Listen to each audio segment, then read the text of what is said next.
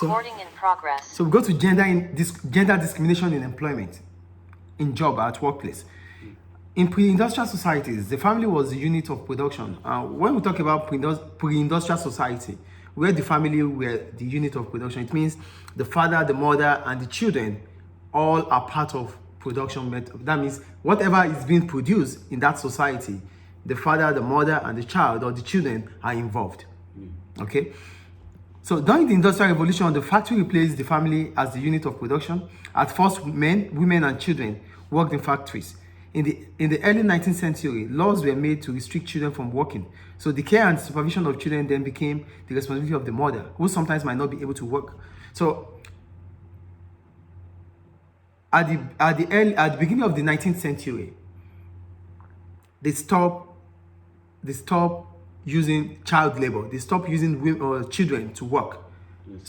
So it remains the man and the woman working, and most of the time, the woman has to take care of the children. So that means sometimes women will not be at work. Do you get the point there? So according to Oakley, the effect of industrialization according to Oakley, this industrial revolution makes these things happen. One, men were separated from the daily routine. So that means men start forgetting about domestic things. It's not their business. Their business becomes primary breadwinner.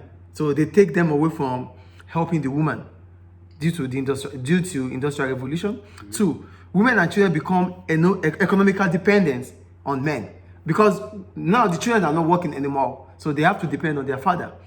Women who are working sometimes are not able to work because of the domestic role or emotional role at home. So they are also economically dependent on the father. That's the second point. And the third one, housework and childcare became isolated from other work. So it's now separated. Housework is separated from other work. So it's the role of the woman. So they separated it. That is gender discrimination in employment there. I think you get the point.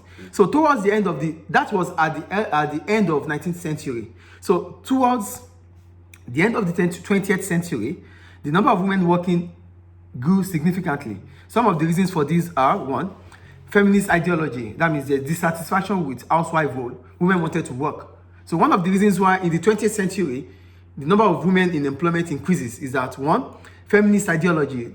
Women want to work. They don't want to stay at home. The first one. The second one, women who had worked during the war valued work, and they want to continue.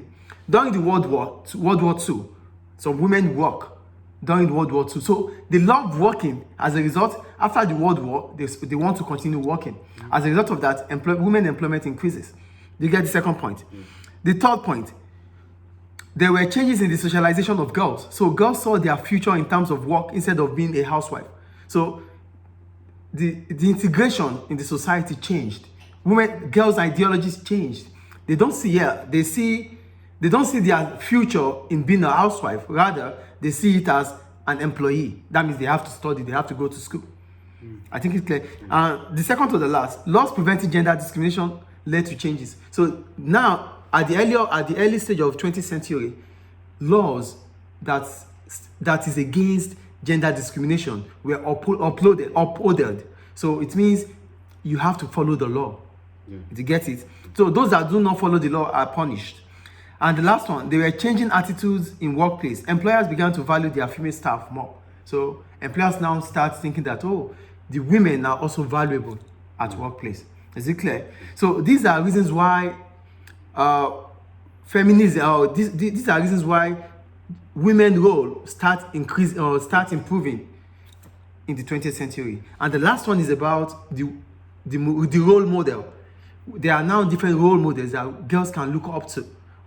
The president of this country is a woman. Oprah Winfrey is a woman. So girls start looking up to these kind of women as their role model. As a result of that, employment increases. So that's all about gender discrimination in employment. So the next one is going to be about segregation at workforce. So we stop that.